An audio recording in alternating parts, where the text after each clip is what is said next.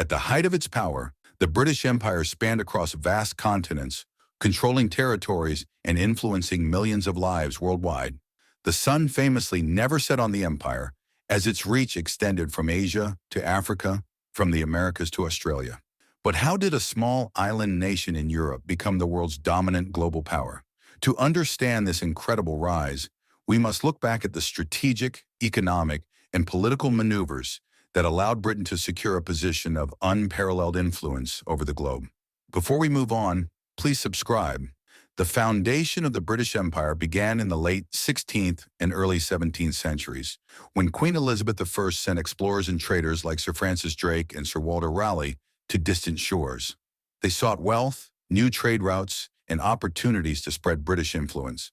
Early settlements like Jamestown in North America were established, marking the beginning of colonial expansion.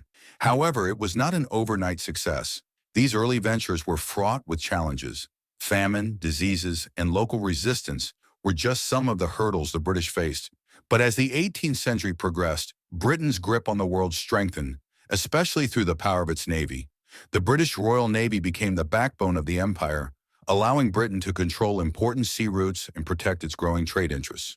Whether it was through the East India Company's stronghold over India or the control of the Caribbean islands for sugar production, British merchants and officials worked together to secure valuable resources.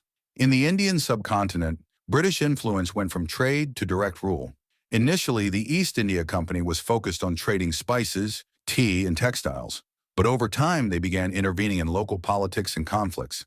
The British saw an opportunity to gain control, and through strategic alliances and military force, they gradually took over large parts of India. By the mid-19th century, India was the jewel in the crown of the British Empire, its wealth flowing back to Britain, making it one of the richest nations in the world. Africa, too, became a major focus of British expansion.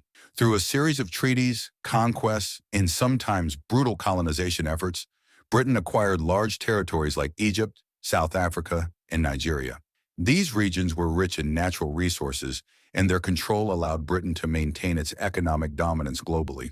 The colonization of Africa also connected British territories across the world, creating a network of strategic and resource-rich colonies.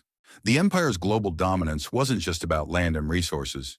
Britain wielded soft power, spreading its language, culture, legal systems, and even sports to the far reaches of the globe. English became the lingua franca in many of its colonies, a lasting influence still seen today. However, the empire was not without controversy and conflict. Resistance to British rule often led to wars, uprisings, and revolutions, as colonized peoples sought independence from their foreign rulers. By the early 20th century, the empire was at its peak, controlling nearly a quarter of the world's population and landmass. However, two world wars, along with growing nationalist movements in the colonies, began to weaken the empire.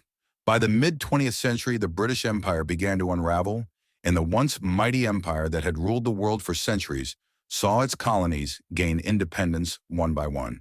The legacy of the British Empire remains a complex one. While it brought advancements in infrastructure, education, and governance to some regions, it also left a dark history of exploitation, racism, and violence. Today, the remnants of the empire can still be seen in the Commonwealth, a group of nations that share historical ties to Britain. But the story of how this small island came to rule the world continues to captivate and inspire curiosity.